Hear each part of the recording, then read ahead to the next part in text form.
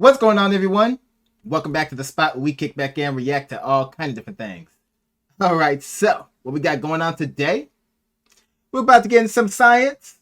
We're back here with Neil deGrasse Tyson. Absolutely love reacting to his stuff. So this right here is called Why the Sun Will Become a Red Giant. Thankfully, no time soon. But yeah, I already knew that. But Neil is about to break down the science behind it and why it's going to become a red giant. All right, so let's go ahead and get the details from the man himself. Let's go. So Chuck, I'm going to tell you how to boil water. So for this explainer, I am going to go and get a sandwich.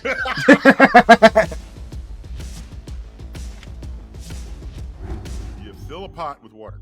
Now you put it on the stove. Then you turn on the heat, be it electric, coil, or gas. This is groundbreaking stuff. So you're heating the pan, Right. and then the bottom of the pot is heating the bottom of the water. That makes sense so far. So you'd expect the water at the bottom of the pot to be hotter than the water at the top of the pot. Yeah. As it gets hot, the water molecules vibrate faster and faster. And if your molecule's sitting next to me, and you're not vibrating as fast as I am, I'm like, calm down, man. Calm down. What is your problem? Jeez. but you will ultimately succumb. And my vibrations will send you into vibrating. Oh. You will send the adjacent molecules next to you.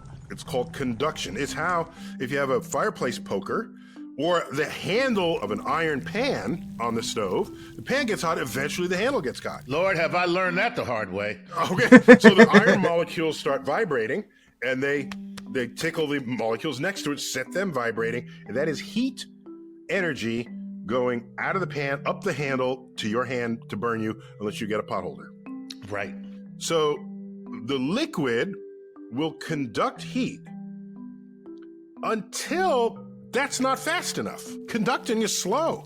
You could hold the handle of an iron pan for at least 5 minutes. Long time. Meanwhile, you're frying an egg, right? Yeah, exactly. So there's a point where the heat is vibrating the molecules faster than the molecules can communicate that fact to molecules above it.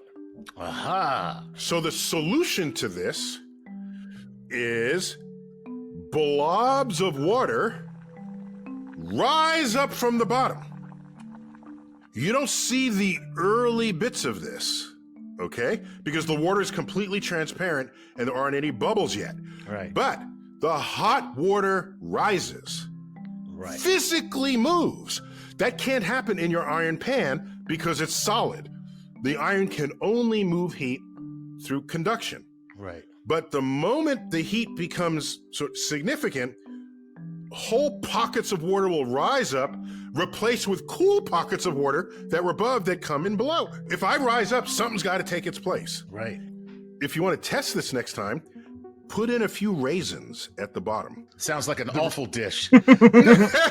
So you'll see the raisin bob up and down inside the liquid. Ooh. And it's Or a better one is to try rice. But yeah, I never had it broken down like that. It makes perfect sense. Because I know even as a kid, I used to wonder, it's like, how come it only boils when I turn on the heat under the stove? Well, if I turn it off, it's all hot, but the boiling stops. I turn it back on, the boiling starts again.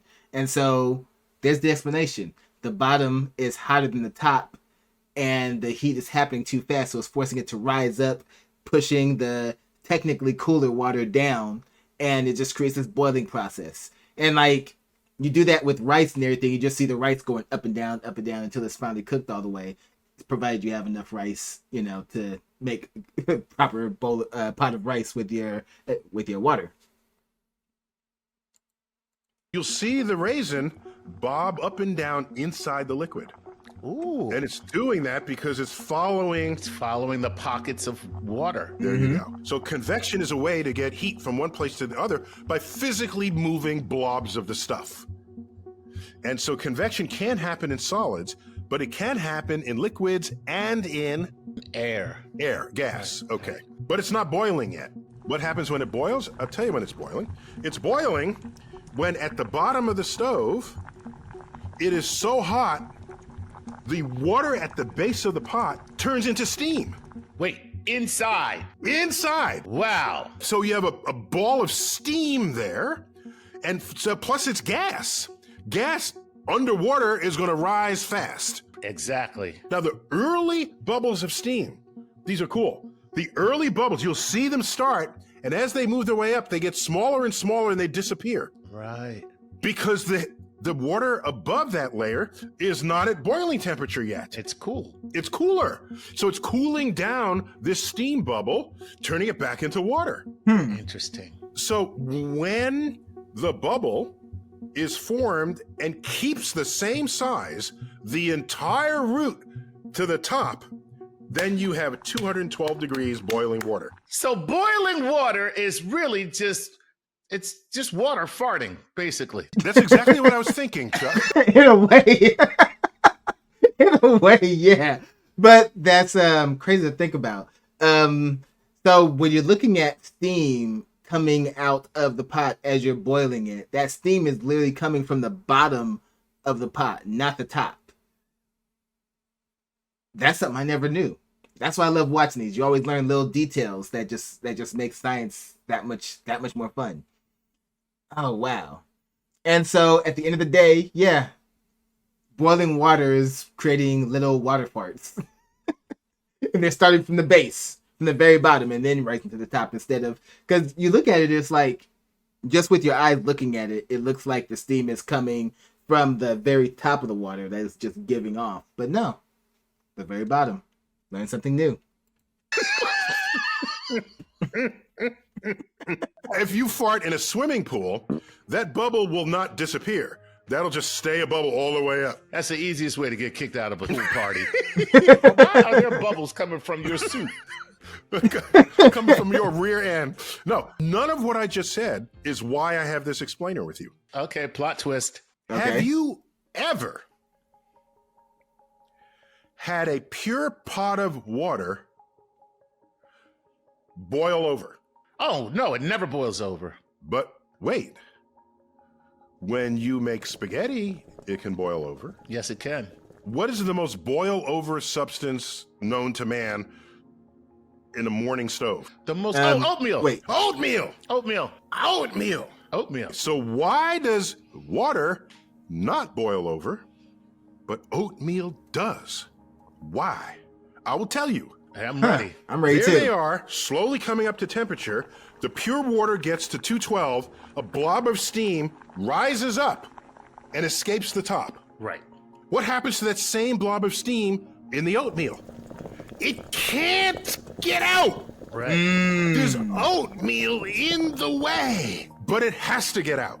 Right. Thermodynamically, it has to escape. So I be trying to get these before he actually finishes it sometimes. So basically that means, what it means is that because the oatmeal is thicker than water, the gas bubbles can't rise up and escape fast enough. And so it's literally pushing the oatmeal up with it. And that's what causes it to boil over. And that's why you turn the fire off, the bubbles stop a little and it's able to sink back down. Or you stir it up. I guess when you're stirring it up, you're creating enough friction in there to where the gas bubbles can rise up because you're technically helping it. Because I was like stir it up to keep it from boiling over, and so I guess that's what's actually happening, right? So you have these bubbles, and they say, we're getting out no matter what. We're busting loose out of this pot. And the only way to do that is to expand the layers of oatmeal so that it has pockets of water that it can come out through. If you start out with a pot of oatmeal that's 1/3 full, that puppy will expand to the complete height of the pan so that the steam can get out. The sun, when it dies, you always heard it say it becomes a red giant. Right. When the sun dies, it runs out of hydrogen in its core. It converted all the hydrogen to helium. All right, there's a certain luminosity associated with that. Fine. Now I just have helium. What's next? The sun collapses, then it starts fusing helium into carbon. That happens at a higher luminosity. The sun gets brighter. More energy is coming in from the core of the sun. But wait, that energy can't get out of the previous sun. It has the same problem with the oatmeal. Okay? The previous sun had a transparency of energy to it that gave it its current size. Right. When you boost the energy level of the core, it can't get out until it busts out. And it is going to get out. And en route, it takes the sun and swells it into the size of a red giant star. Now the energy can get out. And it goes from its current size to hundreds of times bigger. Oh my goodness. You thought your oatmeal spilled over. The sun is basically spilling over out of its pot. Wow. Which is why.